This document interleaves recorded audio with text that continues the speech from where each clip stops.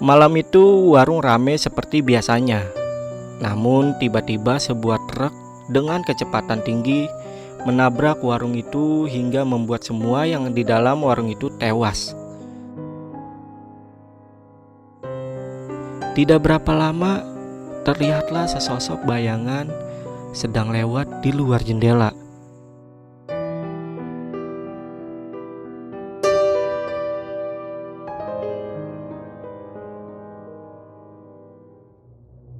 Halo semuanya, kembali lagi di Lentera Malam bareng gue Jamal. Dan kali ini gue akan membawakan cerita yang dialami oleh seseorang bernama Fendi beserta teman-temannya saat berkunjung ke Villa Tretes. Nah, seperti biasa buat pasukan Lentera Malam yang mau baca tulisannya, kalian bisa cek di deskripsi, nanti gue taruh linknya. Dan buat kalian yang punya cerita horor dan mau ceritanya dibawakan di Lentera Malam, atau kalian mau jadi narasumber, teman-teman bisa langsung DM ke IG kami atau langsung kirim ke email kami di lenteramalam13@gmail.com. Jadi ditunggu cuy.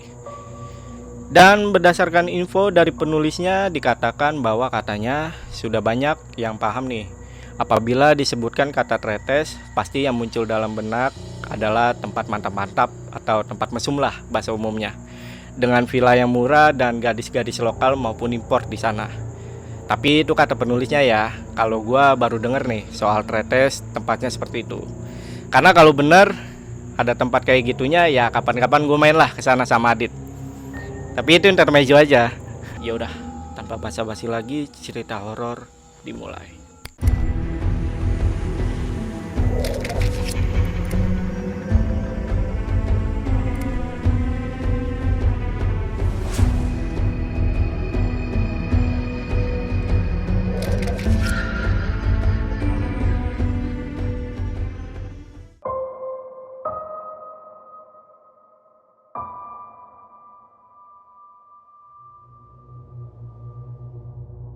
Hari itu hari Kamis.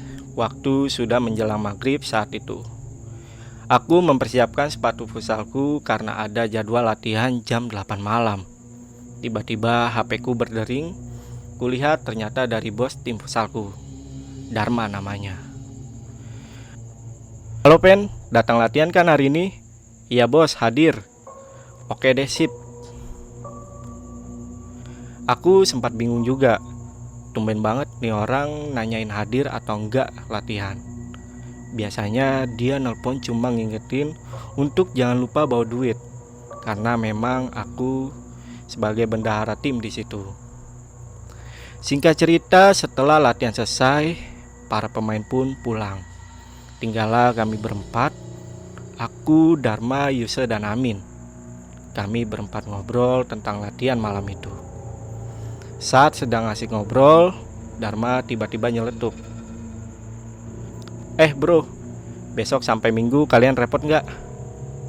Nggak, kebetulan lagi nggak ada jadwal ngajar nih. Aku juga free, kebetulan leleku sudah panen, jadi kolam masih steril lah. Aku juga lagi nggak ada jadwal tugas wasit kok. Lalu Dharma bilang, ya udah, yuk kita refreshing jalan-jalan. Aku yang bayarin deh. Dharma sangat bersemangat sekali nampaknya. Dan kami bertiga pun tidak ada yang menolak. Tapi aku bilang, aku gak tahu nih mau alasan apa ke ortoku nanti. Maklum aja, aku terlahir di keluarga yang agamis. Jadi agak ngeri juga kalau berbohong demi senang-senang.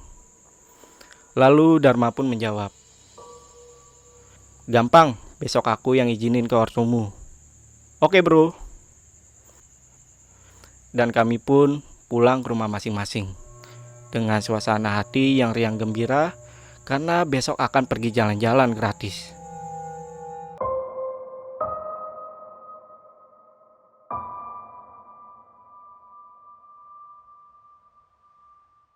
Keesokan harinya, Dharma datang dengan mobilnya. Ortuku tahu bahwa Dharma ini bukan orang sembarangan.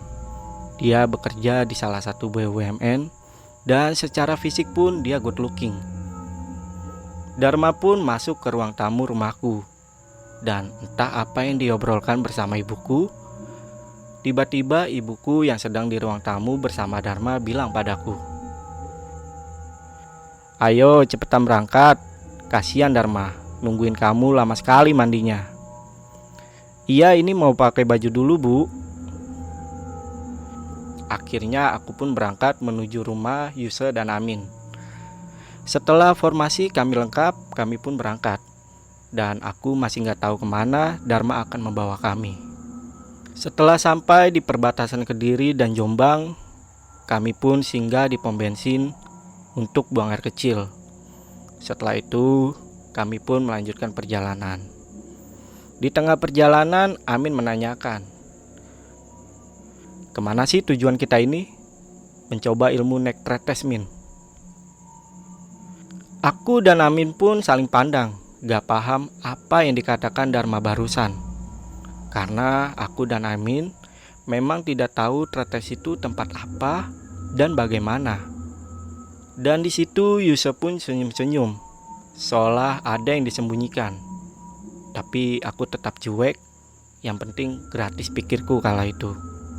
Kami lanjut ngobrol di dalam mobil. Dari obrolan itu, aku baru mengetahui kalau Dharma mempunyai semacam isian di dalam dirinya dan juga susuk untuk menguatkan kakinya yang memang banyak dipakai pemain-pemain sepak bola ataupun futsal kala itu. Hari mulai gelap, perjalanan masih kurang lebih 2-3 jam lagi untuk sampai di Pasuruan. Karena sudah jam makan malam, kami pun singgah di sebuah warung makan kecil dengan menu sate dan gulai kambing. Dharma menyuruh kami masuk dan memesan duluan karena dia mau ke toilet yang ada di seberang warung makan. Namun ada hal aneh yang terjadi di sini. Saat kami masuk ke warung makan tersebut, kami melihat ada pembeli juga di sana, sekitar 5 orang lah. Tapi tidak ada satupun dari mereka yang berbicara, dan wajah mereka pun tampak terlihat sangat pucat. Kami bertiga pun duduk dan langsung sibuk dengan HP masing-masing. Sampai-sampai kami tidak memperhatikan lagi pembeli-pembeli yang ada di sekitar. Lalu Yuse mencoba untuk memesan makanan dan bilang pada pelayannya, "Mbak, gulai 4 ya." Dan pelayannya hanya menganggukkan kepalanya saja. Setelah sibuk dengan HP, aku mencoba untuk melihat pembeli lain yang ada di sekitar. Namun betapa terkejutnya aku. Ternyata warung makan ini sudah sepi. Tidak nampak lagi pembeli lain selain kami. Di saat yang bersamaan, hawa dingin pun datang dan menjalar ke tubuhku. Bulu kuduku pun berdiri, seolah memberi pertanda bahwa ada yang tidak beres dengan warung makan ini. Tiba-tiba Dharma datang dan membatalkan pesanan makanan kami. "Mbak, gulainya gak jadi aja." Sambil tangannya mengisyaratkan untuk mengajak kami keluar. Aku bertanya pada Dharma, "Kenapa gak jadi?" Namun dia tidak menjawab di situ. Wajahnya pun menunjukkan keseriusan saat itu. Kami langsung masuk mobil dan pergi dari warung makan itu. Suasana pun mulai mencekam di dalam mobil. Lalu Dharma bilang, "Warung itu gak beres, banyak demitnya. Pantesan pembelinya pucat semua mukanya. Iya, warung gulai tadi juga bau amis darah." Ternyata saat mereka main HP tadi, mereka juga sembari melirik kondisi di sekitar warung itu. Dan hanya aku saja yang sibuk main HP saat itu.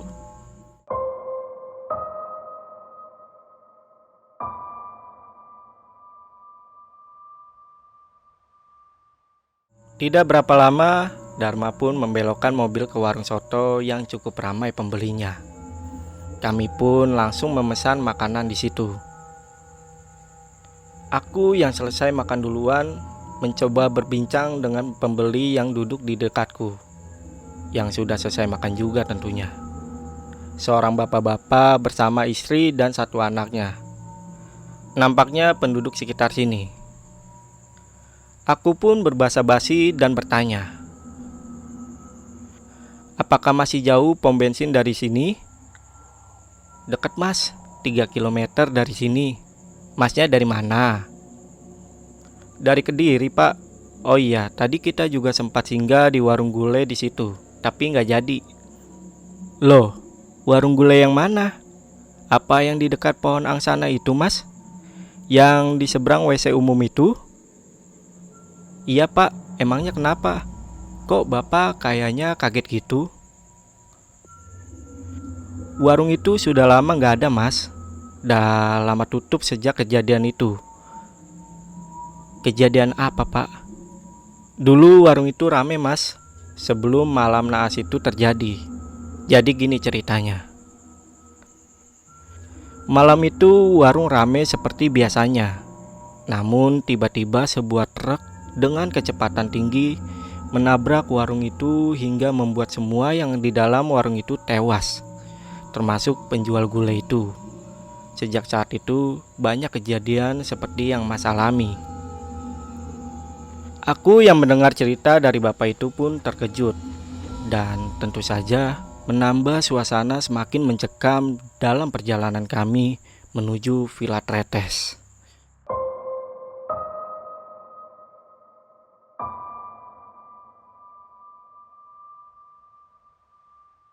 Lalu kami pun berpamitan dan meneruskan perjalanan kami. Singkat cerita, sampailah kami di Pasuruan dan memasuki daerah Tretes. Seperti biasa, banyak orang-orang yang menjajakan villa dengan logatnya yang khas. Lalu tiba-tiba kami didatangi seorang bapak-bapak yang menaiki sepeda motor dengan penutup kepala, mendekati mobil kami. Lalu bapak itu bertanya, "Cari villa, Mas?" "Iya, Pak." "Ya udah, ikuti saya." Kami pun mengikuti bapak itu dan sampailah kami di sebuah villa yang bangunannya bagus. Namun ternyata sudah penuh kata pemiliknya. Lanjut ke villa kedua yang kami datangi. Kata pengurusnya penuh juga. Akhirnya sampailah kami ke villa ketiga. Tanpa bertanya kepada siapapun, seperti dua villa sebelumnya, bapak ini membawa kami ke sebuah villa yang bentuknya kuno. Tapi view di depan villa ini sangat bagus. Entah apa nama villa itu dan di jalan apa, aku gak bisa lagi mengingatnya. Yang pasti, di depan villa itu ada 2 pohon cemara yang waktu itu belum begitu tinggi. Bapak itu langsung membuka pintu dan menyuruh kami parkir mobil di halaman villa. Lalu bapak itu masuk dan tidak lama kemudian keluar lagi dan menyerahkan kunci villa itu kepada Dharma. Nampak ia berbincang-bincang dengan Dharma. Entah apa isi dari perbincangan tersebut. Yang pasti kami pun naik mobil lagi dan mengikuti bapak itu. Tidak lama kemudian bapak itu masuk ke sebuah gang dan kami pun mengikutinya. Setelah parkir kami diajaknya masuk dan disitulah aku baru paham maksud mereka mengajakku ke sini. Ternyata Dharma dan Yuse mau mencicipi cinta satu malam bersama wanita-wanita yang tersedia di dalam ruangan di balik kaca. Kami pun lanjut menyusuri gang. Setelah sampai di sebuah ruangan, kami masuk dan melihat para wanita di dalam ruangan kaca dengan berbagai macam usia di sana. Lalu Dharma bilang ke bapak itu, "Yang baju merah pak, aku mau yang baju hitam." Aku dan Amin hanya tertawa. Kemudian Dharma bertanya padaku, "Gimana, ada yang cocok gak?" "Aku gak mau, udah kalian aja." "Oke." Amin pun juga sama, dia juga gak mau. Setelah deal, kami membawa 2 gadis itu ke dalam mobil untuk dibawa ke villa yang sudah Dharma sewa tadi. Kami pun ngobrol santai dengan wanita pejuang rupiah itu. Dari obrolan kami diketahui ternyata mereka berdua berasal dari ibu kota Provinsi Jawa Barat.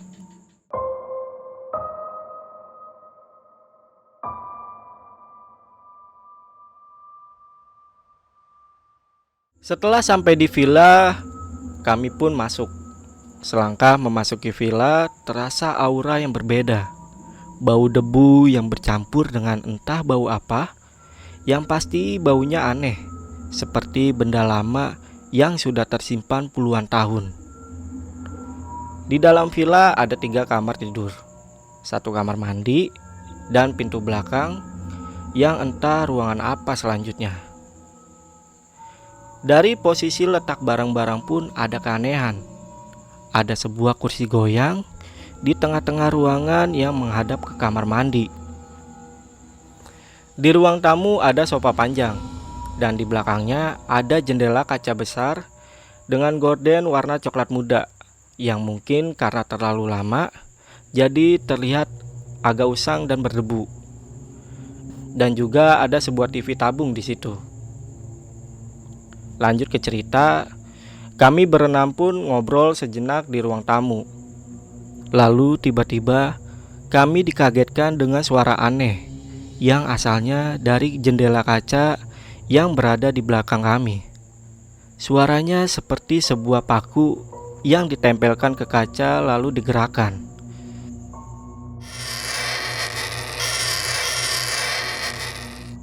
Kami semua saling pandang, dan aku memutuskan untuk melihat apa yang terjadi di luar. Sesampainya di luar, tidak ada apapun di kaca besar itu. Aku pun masuk kembali ke villa, dan rupanya Dharma dan Yuse sudah masuk bersama gadisnya masing-masing ke kamar. Aku pun duduk di sofa bersama Amin dan menyalakan TV untuk mencairkan suasana. Namun entah mengapa perhatianku tertuju ke kursi goyang yang ada di tengah ruangan. Kami berdua ngobrol santai dan tidak menghiraukan lagi Dharma dan Yuse yang sedang mantap-mantap di kamar. Setelah itu aku merasa ingin buang air kecil. Aku pun buang air kecil di toilet. Pintu kamar mandi sengaja nggak aku tutup, karena nggak mungkin ada yang mengintip pikirku. Di dalam toilet, mataku tertuju dengan bercak yang ada di situ. Entah halusinasi atau apa, bercak yang tadinya berwarna merah kehitaman, kini berubah berwarna merah segar, seperti darah, dan bau anyir pun tercium. Aku segera menyelesaikan buang air kecilku, dan berbalik badan keluar kamar mandi. Namun, ternyata pintu kamar mandi yang sejak aku datang tadi terbuka, kini hampir tertutup dan hanya menyisakan 1 jari saja. Aku pun membuka pintu itu dan lari menuju ruang tamu bersama Amin. Dia mengejekku, "Pengecut, gitu aja takut." Ucapnya sambil tertawa kecil. Aku hanya diam dan menyalakan rokok. Tidak lama kemudian, terdengar suara seperti benda yang menabrak pintu. Dan asalnya dari kamar yang digunakan Dharma. Aku dan Amin saling pandang, seakan-akan menanyakan, "Ada apa?" Lalu Amin berkata, "Ah, mungkin Dharma dapat cewek yang ganas." Aku hanya mengangguk, namun masih penasaran apa yang terjadi. Berselang beberapa menit, terdengar lagi suara itu. Dan diikuti suara teriakan Dharma. "Jangan, jangan, bukan, au!" Suaranya terputus seperti ada yang sedang membungkamnya. Kami berdua pun lari menghampiri kamar Dharma dan mengutuknya sambil bertanya apa yang terjadi. Lalu pintu pun dibuka dan Dharma pun muncul dari balik pintu. Masih dalam kondisi telanjang bulat dan dengan rudalnya yang sedang on fire. Dia bertanya kepada Amin, "Kenapa, Cok?" Belum sempat Amin menjawab, tiba-tiba pintu kamar mandi tertutup. Padahal gak ada siapapun di kamar mandi itu. Kami bertiga kebingungan, namun Dharma menutup kembali pintunya dan menyuruh kami untuk pergi. Sana, jangan ganggu." Kami berdua pun berjalan ke arah ruang tamu sambil garu-garu kepala karena kebingungan dengan apa yang sebenarnya terjadi. Belum sempat aku duduk, aku kepikiran dengan Yuse. Jangan-jangan sumber suara tadi sebenarnya dari kamar Yuse. Aku berbalik badan dan kembali menuju kamar Yuse yang berada bersebelahan dengan kamar Dharma. Aku mengetuk pintunya dan menanyakan kondisinya, tapi gak ada jawaban. Aku menempelkan telingaku ke pintu kamar Yuse, dan yang terdengar adalah suara langkah kaki yang mendekat perlahan. Dan ternyata gadis yang bersama Yuse yang membuka pintunya. "Masih belum selesai, Mas." Aku pun kembali ke sofa dan merebahkan diri. Masih sangat penasaran dengan apa yang terjadi dengan rumah ini. Sambil merebahkan diri di sofa, aku memandangi langit-langit di ruang tamu. Tidak berapa lama, terlihatlah sesosok bayangan sedang lewat di luar jendela. Aku pun langsung duduk dan melihat bayangan itu bergerak ke arah pintu villa. Aku lalu berdiri, tapi Amin menarik tanganku untuk duduk kembali. Seakan-akan dia tahu apa yang aku lihat. Padahal dia sedang main HP. Katanya, "Biarin, cuekin aja." Aku pun semakin penasaran. Kulihat jam di atas TV menunjukkan jam 2 malam. Itu tandanya sudah hampir 2 jam mereka ada di dalam kamar, menikmati malam ini dengan gadis-gadis itu. Setelah itu aku mendengar sayup-sayup suara seperti orang minta tolong. "Tolong, tolong, tolong." Amin mematikan TV agar suara itu jelas. Dan benar saja, suara itu muncul dari kamar Yuse. Kami pun berlari dan mendorong pintu itu. Untungnya pintu kamarnya gak dikunci. Tapi betapa terkejutnya kami.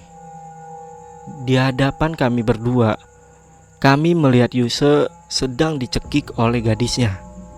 Mereka masih dalam kondisi telanjang. Tangan Yuse mengisyaratkan memanggil kami berdua. Dan tidak lama kemudian, si gadis itu pun melihat kami dengan tatapannya yang aneh. Matanya merah dan rambutnya acak-acakan. Kami berlari masuk dan menarik gadis itu, menjauhi Yuse yang sudah hampir kehabisan nafas karena dicekik. Gadis itu memberontak, berusaha melepaskan dirinya dari kami berdua yang memeganginya. Rupanya gadis ini sedang mengalami kesurupan. Tidak lama kemudian, Dharma keluar dari kamarnya dan dia masuk lalu mendekati gadis yang sedang kami pegang. Dharma komat kamit membaca sesuatu dan langsung menekan ibu jari kaki gadis ini. Sesaat kemudian, gadis ini mulai agak tenang nih. Dia tidak lagi bergerak. Lalu tiba-tiba dia tertawa, seperti tawa seorang wanita yang melengking dan matanya pun melotot. Rupanya belum 100% keluar sosok yang merasuki gadis ini. Dia berkata, "Kalian semua siapa? Kenapa masuk istanaku?" Apa kalian tidak kasihan denganku? Kalian yang membunuh suamiku kan? Aku pemuda dari Kediri, mau berbagi rejeki dengan mbak-mbak ini. Kamu siapa? Namaku Pitaloka. Aku sudah ratusan tahun tinggal di sini. Ini wilayahku. Tidak ada yang boleh menggunakannya. Kalau tidak, akan kubunuh temanmu. Kami cuma sebentar, numpang istirahat. Lalu gadis itu pun kembali menjawab, siapa laki-laki besar di belakangmu itu? Pasti dia orang jahat. Gadis itu menunjuk ke arah belakang Dharma, dan Dharma pun kembali menjawab, dia penjagaku. Dia yang akan membunuhmu kalau kamu tidak keluar dari tubuh gadis ini sekarang. Dharma kembali menekan ibu jari gadis itu, dan gadis itu pun berteriak, awas kalian! Lalu gadis itu pun pingsan. Kami membaringkan tubuhnya di kasur. Kondisi Yuse sudah membaik, dan gadis yang bersama Dharma tadi memakaikan pakaian gadis yang kesurupan tadi.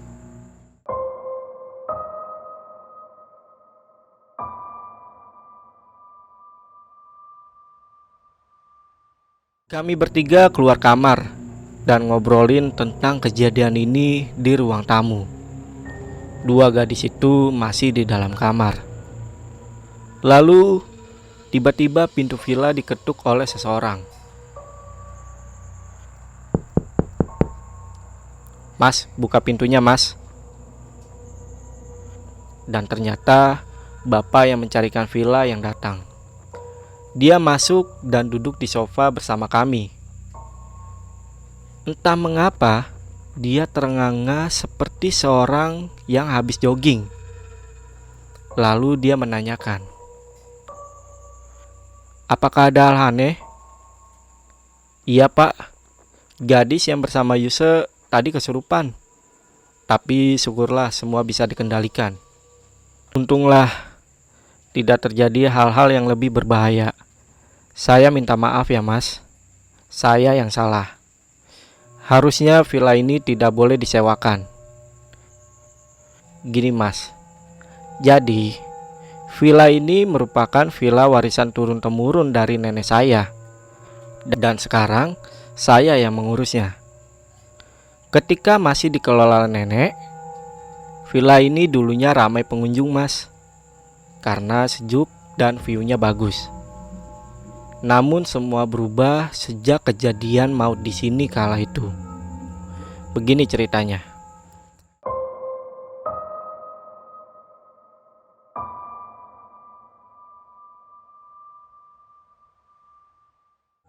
Malam itu hujan tak kunjung henti. Lalu ada sepasang laki-laki dan perempuan datang untuk berteduh di teras rumah. Sedangkan di dalam villa ini ada yang menyewa 3 orang laki-laki dan 2 orang perempuan. Mereka mabuk-mabukan dan pesta-pesta di villa ini. Lalu salah seorang laki-laki itu punya niat jahat untuk memperkosa si wanita yang bertuduh tadi. Akhirnya si laki-laki dipukuli sampai tewas di kamar mandi. Kepalanya dibenturkan ke keran dan meninggal. Lalu mayatnya dimasukkan ke bathtub. Bekas darahnya sampai sekarang tidak bisa hilang. Sedangkan si wanita diikat di kursi goyang yang menghadap ke kamar mandi dan diperkosa ramai-ramai. Dan akhirnya tewas dengan cara dibenamkan ke dalam bathtub yang dipenuhi air.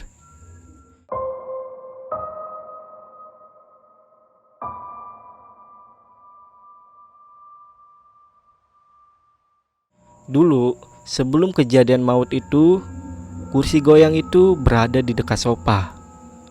Namun, sejak kejadian itu, ketika saya pindahkan kursinya ke dekat sofa, besoknya kursi itu sudah berada di depan kamar mandi lagi. Sejak saat itulah, villa ini sepi pengunjung. Karena semua pengunjung pasti diganggu oleh penampakan hantu wanita dan pria itu. Ya udah Pak, semuanya sudah terjadi. Kami bersyukur tidak sampai terjadi hal-hal yang tidak diinginkan kepada kami. Iya Mas, sudah berapa dukun yang saya panggil ke sini, namun semuanya tak sanggup melawan. Kayaknya Mas punya bodyguard yang lebih sakti nih. Jadi bisa melawan dan sanggup menyelamatkan temannya. Yusuf pun saat itu cuma meringis mengingat dia hampir mati di tangan gadis itu. Dalam keadaan telanjang bulat, tanpa sehelai benang pun. Kami terus ngobrol bersama bapak pemilik villa itu dan menceritakan kejadian-kejadian yang dialami tamu villa ini sebelum kami. Sementara Dharma mengantar dua gadis itu pulang ke rumah bosnya. Kami pun lanjut ngobrol sampai terdengar azan subuh. Lalu setelah subuh, kami semua pamit untuk melanjutkan perjalanan libur kami. Dan beberapa tahun kemudian terdengar berita bahwa kembali terjadi pembunuhan di villa itu.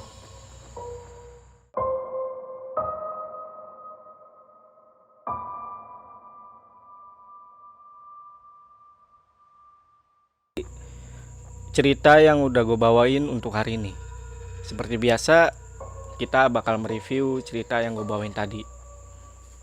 Oke, yang pertama nih. Di awal cerita, Dharma nih bilang nih ke Amin bahwa dia ini kan mau mencoba ilmunya di Tretes. Dan buat teman-teman yang tahu, apakah di Tretes itu adalah tempat untuk mencoba ilmu atau mencari ilmu? Teman-teman bisa komentar di bawah.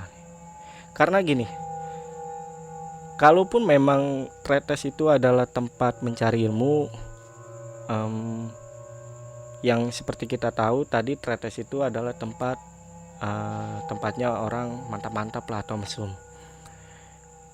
Apakah dengan mantap-mantap dengan wanita gadis di sana itu termasuk juga salah satu ritual yang ada di sana? Kalaupun memang benar, berarti ini sama seperti yang ada di Gunung Kemukus ya. Ya cuy ya. Kalau teman-teman yang ada di daerah sana ataupun tahu, boleh komen lagi di bawah. Yang kedua adalah berapa tarif gadis di sana?